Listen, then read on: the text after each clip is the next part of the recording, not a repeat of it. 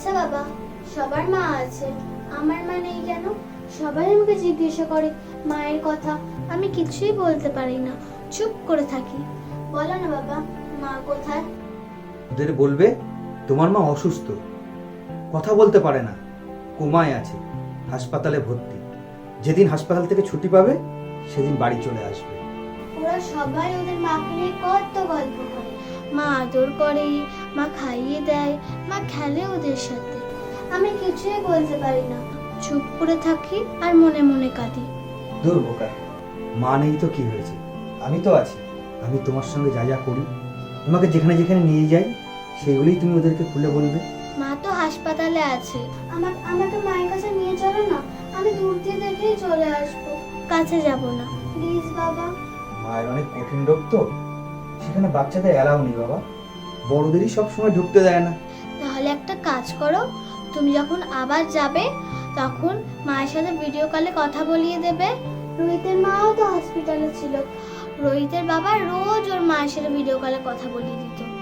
আসলে রোহিতের মা যেখানে ভর্তি ছিল সেখানে ফোন নিয়ে এলাও ছিল, কিন্তু তোমার মা যেখানে ভর্তি আছে সেখানে বাইরে হাত পা ধুয়ে মোবাইল দেখে ওদের ড্রেস পরে ভিতরে ঢুকতে হয়। আমি জানি তুমি মিথ্যে কথা বলছো, যখনই মায়ের কথা বলি তুমি কিছু না কিছু বলে দাও। তোমার সাথে কথা বলবো না, যাও। আরে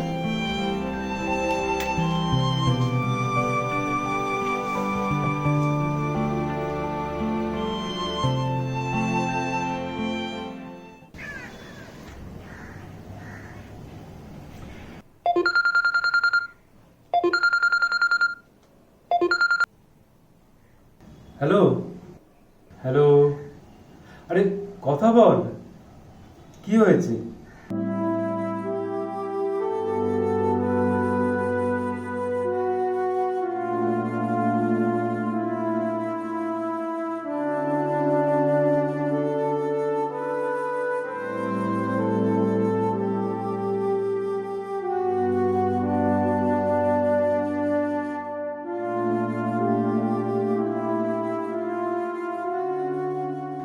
দেখ, এটা তো হওয়ারই ছিল। কবিতা মারা যাওয়ার 1 বছর পর থেকে তোকে আমি বলে আসছি বিয়ের চিন্তা ভাবনা কর, তুই কোনো গুরুত্বই দিসনি। দেখ, কবিতা সবসময়ের জন্যই আমার মনের মধ্যে গেঁথে আছে। আমি কি করে পারবো আরেকজনের সঙ্গে সম্পর্ক করতে? তোর মনের আবেগ আমি বুঝতে পারছি, কিন্তু জীবন তো এইটুকু নয়, বাকি জীবনটা তুই কি করে কাটাবি বল? দেখ, মনের মধ্যে কিছুতেই সাহস আনতে পারছি না নতুন করে জীবন শুরু করা। আর আর কবিতাকে কি করে ভুলে যাব আমি? তোর মেয়ের কথা ভেবে তোকে পারতেই হবে। একজন মা বাবার অভাব কিছুটা হলেও পূরণ করতে পারে, কিন্তু একজন বাবার পক্ষে মায়ের অভাব পূরণ করাটা খুবই কঠিন কাজ।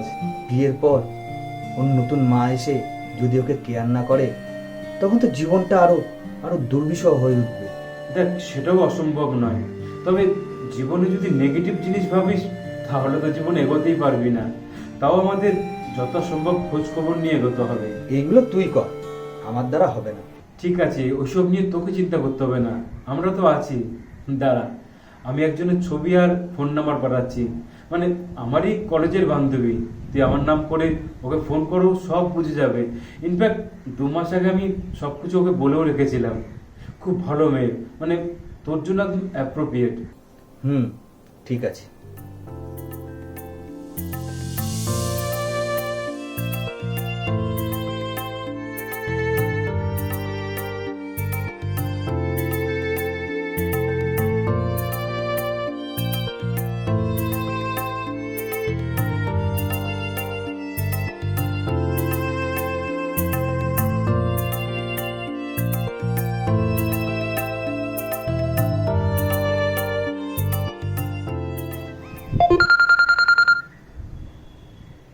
হ্যাঁ রে, বল।